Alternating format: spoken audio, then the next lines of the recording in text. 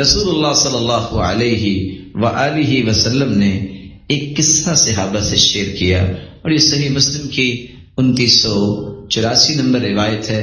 میری خواہش ہے کہ اگر کوئی زمیندار ہے، لینڈ لارڈ ہے، تو اس قصے کو ضرور پڑھے ایک مرتبہ۔ قصہ کیا ہے؟ بعض لوگ کہتے ہیں بس جی یہ سارے انعامات تو صحابہ کے لیے تھے، چھوڑے جی صحابہ کی زندگیاں تو الگ تھی، ہم تو نہیں نا صحابی بن سکتے۔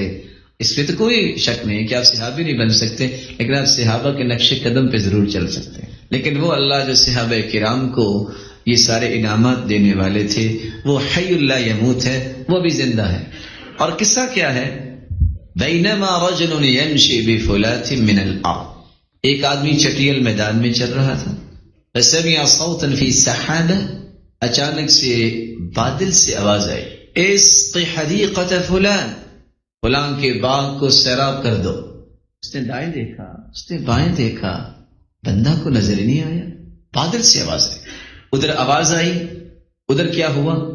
فتنحى ذلك السحاب، وہ بادل کا ٹکڑا حرکت میں آ گیا، فافرغ ماءه في حرة، اور چلتے چلتے کالے پتھروں پہ برسنے لگ گیا۔ سبحان اللہ۔ فإذا شرجة من تلك الشراج قد استوعب ذلك الماء كله، ہوں پتھر، اور وہاں سے اللہ کے حکم سے پانی کے جمع ہو کے ایک کھالی کی شکل میں پانی چلنا شروع ہو گیا۔ اگر زمیندار ہیں تو بیٹھے ہیں، تو علم ہوگا کہ پانی کو لانے کے کتنے مسائل ہیں زمین کی طرف، اور خالی بنانے کے کیا مسائل۔ اور پتھر میں کس نے بنایا؟ فتتبع الماء، اس نے پانی کا پیچھا کیا۔ جب وہ پانی کا پیچھا کرتا ہے، فإذا راجل قائم في حديقته يحول الماء بمسحاته، دیکھتا ہے کہ ایک شخص کھڑا ہے اور پانی اس کے پاس پہنچا ہے، وہ اپنی کدال اور کسی سے پانی جو ہے وہ اپنے باغ کی طرف لے جا رہا ہے۔ یہ دیکھ کے بڑا پریشان ہوا کہ یہ کون بندہ ہے۔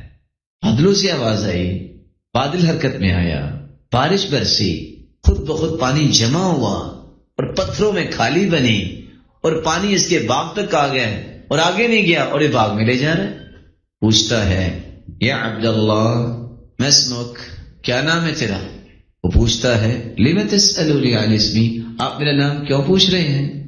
قال انی سمعت صوتا فی السحاب الذي هذا ماء، میں نے نام سنا ہے، ایک آواز سنی ہے بادلوں سے، جن بادلوں کا یہ پانی ہے جو آپ باغ میں لے جا رہے ہو، یہ بتاؤ فما تصنع بها، تم کرتے کیا ہو؟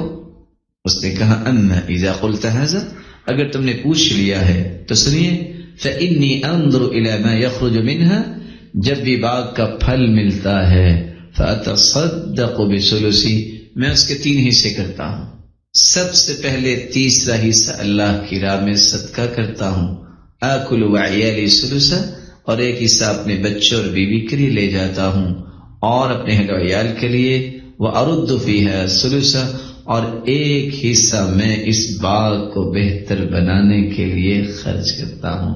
لیکن 3 حصوں میں سب سے پہلا حصہ میں کیا کرتا ہوں؟ صدقہ کرتا ہوں۔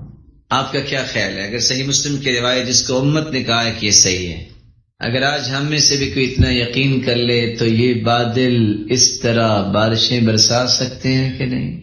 ہمارا یقین نہیں رہا، ہمارا ایمان نہیں رہا۔ ہمیں اللہ ایمان اور یقین دے دے، جس کے نتیجے میں اللہ عز و جلال کی رحمتوں کا نزول ہوتا ہے۔